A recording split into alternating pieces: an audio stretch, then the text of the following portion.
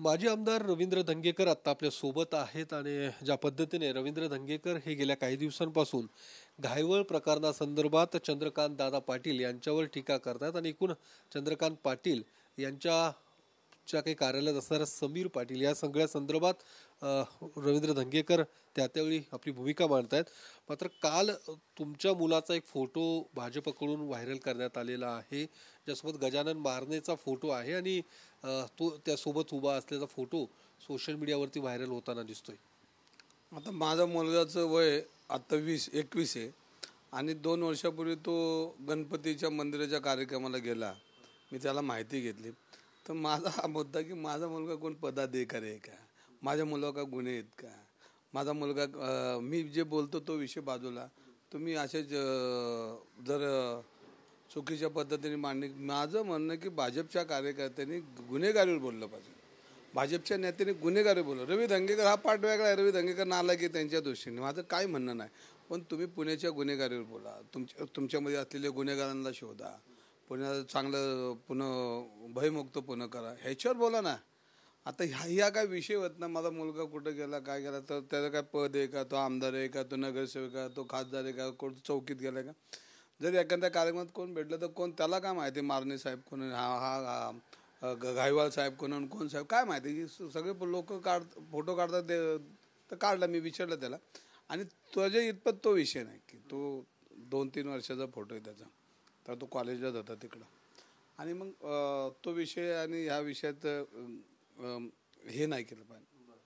तर हा विषय त्यांनी काढला, त्यांचं कौतुक केलं पाहिजे. माझा पोरगा बी काढला पुण्याला, त्यामुळे. पण त्याबद्दल त्यांचं म्हणणं आहे की जे लोक काचेच्या घरात राहतात त्यांनी दुसऱ्यांच्या घरावर दगड फेकू नये, अशा पद्धतीनं भाजप कडनं बोललं जातं. अहो, माझ्या मुलाने काय गुन्हेगारांना मदत केली का माझा मुलगा कुठं गेलाय का. त्याचं वय 18 आणि तो कुठला पदाधिकारी. रस्त्याने लोक भेटल्यावर उभं राहतच की. माझी आज लाखो फोटो पुण्यात आहेत. मग मला माहिती असतं का माझ्या शेजारी गुन्हेगार उभे आहेत का, कोण गुंड उभे आहेत का, कोण काय. हा विषय त्याचा येत नाही. त्याचा विषय अजून त्याला येऊ द्या, अजून तो समाजात यायचा आहे, त्याला जग काढायचं आहे. त्याच्या अगोदरच म्हणजे पाळण्यातल्या बाळाला बी सोडत नाही असला विषय. पण त्यांनी तो सज्जन जो माणूस फोटो टाकला ना, त्याला म्हणत तू तिकडे बघ ना, जिथं आग लागले तिथं विजवायला जा ना. पण त्याचं एक का कौतुक करून की ते माझ्या कुटुंबावर किती लक्ष आहे त्यांचं कौतुक मला करावं लागेल. कारण भाजपचे कार्यकर्ते तत्पर आणि एकदम डोळ्यात तेल घालून काम करतात. पण तेच चंद्रकांत दादांना विचारलं तर मला बरं वाटतं. अजून मला जाऊ विचार म्हणजे माझ्या मुलाला मी विचारलं त्याला का, पण तो विषय त्याचा नाही जे तो अजून त्यावेळेला कॉलेजमध्ये होता. मी घेतला फोटो त्याचा, तर तो चंद्रकांत दादाला विचारलं त्यांनी तर बरोबर हे काय चाललंय ते माझ्या विचारण्यापेक्षा. बरोबर ना. याच्यामध्ये काल जो काही निलेश घायवळच्या भावाला सचिन घायवळला जो काही शस्त्र परवाना देण्यात आलाय, त्यावर पुणे पोलिसांकडून जी माहिती मिळालेली आहे की तो शस्त्र परवाना देण्यात आलेलाच नाहीये. योगेश कदमांनी जरी तशी शिफारस केली होती की त्या सचिन घायवळला शस्त्र परवाना द्या, मात्र पुणे पोलीस आयुक्तांनी ती फाईल अद्यापही तशीच पडून आहे. जी काही माहिती मिळाली त्याला अद्यापर्यंत शस्त्र परवाना हा देण्यात आलेला नाहीये. तरी देखील अशा पद्धतीने सगळे आरोप प्रत्यारोप होताना दिसत आहे. बघा, मी परत एकदा सांगतो, हा जो शस्त्र परवाना ज्या पद्धतीने दिला त्याची एक कार्यप्रणाली, त्याच्यामध्ये जो फॉर्म आपण भरतो त्यावेळेला 2 शिफारसपत्र लागतात. लक्षात घ्या, ते शिफारसपत्र कोणी दिलं हे पहिलं आपल्याला शोधावं लागेल. मी 3 दिवसापासून पहिल्या मिनिटापासून सांगतो, ही प्रोसिजर मला माहिती आहे. कारण मी सिस्टीममध्ये काम करणारा कार्यकर्ता आणि मला तुम्ही एखादा मला विषय विचारला तर मी त्याच्यावर पूर्णपणे बोलू शकतो. आणि मग त्याच्यामध्ये 2 शिफारस कोणी दिल्या ह्या तुम्हाला आम्हाला शोधावं लागेल. आणि त्यानंतर जेव्हा एखाद्या कार्यालयाने एखादं नाकारलं तर मग ते अपिलात जातं. अपिलात जाताना कुणी त्याच्यावर पत्र दिले, कुणी फोन केले, ह्याची माहिती आपल्याला काढावं लागेल. कारण माझ्या माध्यमाने आमचे नेते रामदास कदमांनी सांगितलं कोणतं नाव मला अजून कळलं नाही किंवा कोण थोडी सूचना दिली सगळ्यांना की कुठल्या पद्धतीचा नेता तिथं होता आणि त्यांनी आग्रही केला. तर आणि मित्र पक्षाचं काय ते बोलले असं मी आता थोडं ऐकलंय का, तर ह्याचा शोध पहिला घेतला पाहिजे. तुमच्या मित्र पक्ष नाही ना, ते आता कदमांनी सांगितलेलं ह्याचा, कदमांनी जे सांगितलं त्याचा आपला शोध घ्यावा लागेल. तर याच्यामध्ये राजकारण हा पाठ बाजूला राहू द्या, शिवसेना भाजप काँग्रेस राष्ट्र जे ते बाजूला राहू द्या. आपलं म्हणणं आहे की पुण्याची गुन्हेगारी मोडली आणि सगळ्यांनी रस्त्यावर आलं पाहिजे. चंद्रकांत दादा बोलले पाहिजेत, का बोलत नाही? ते त्याला टमाटामा बोलतात. आता हे का बोलत नाही? गौतमी पाटीलला उचला रे, अरे मग ह्याला म्हणा ना एकदा उचला रे, का नाही म्हणत उचला रे?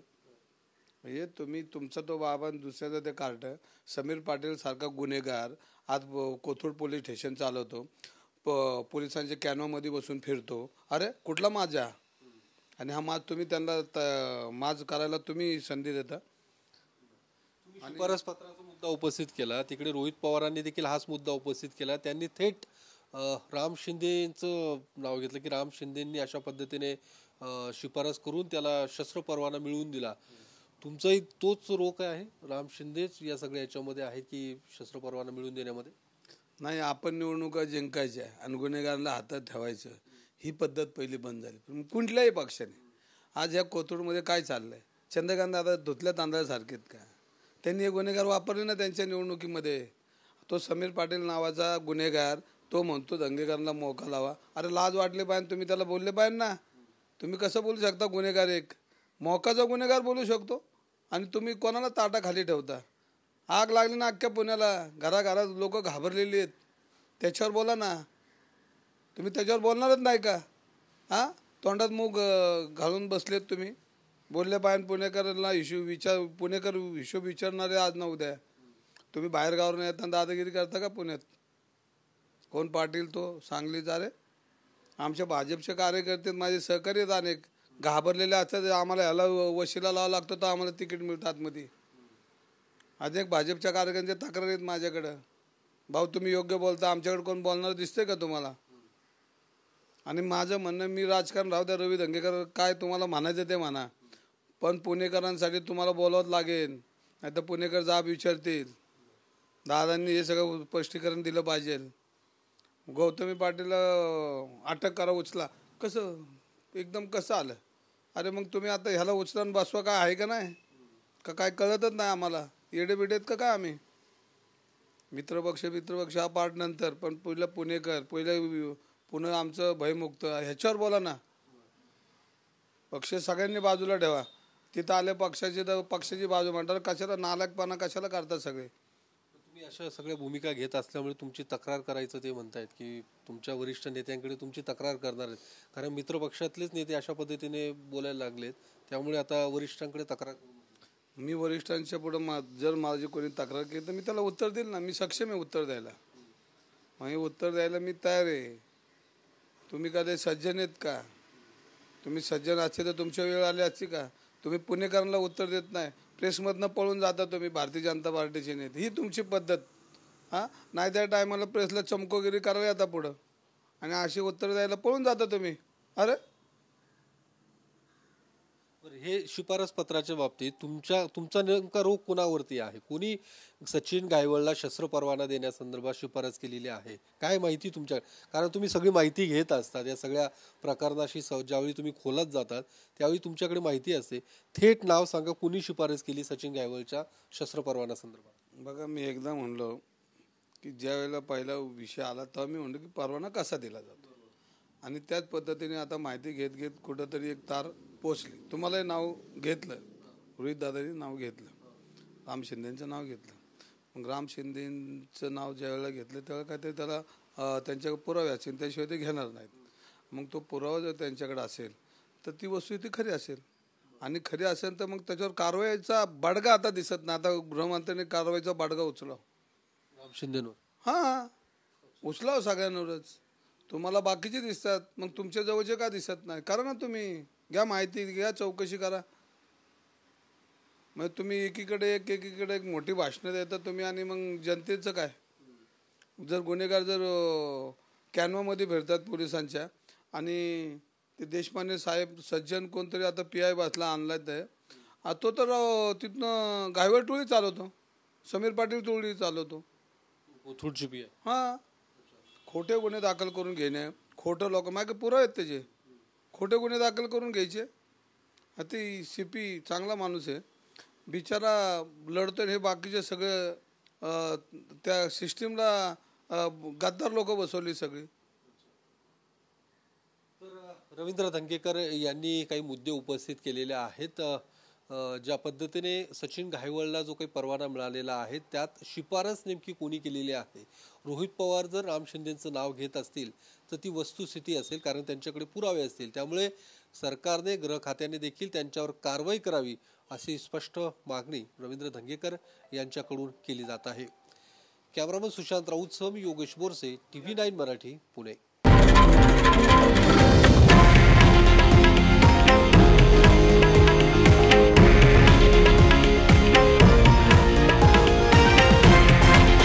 हे आहे देशातील नंबर 1 न्यूज नेटवर्क आणि आपण पाहत आहात TV9 मराठी, एकमेव.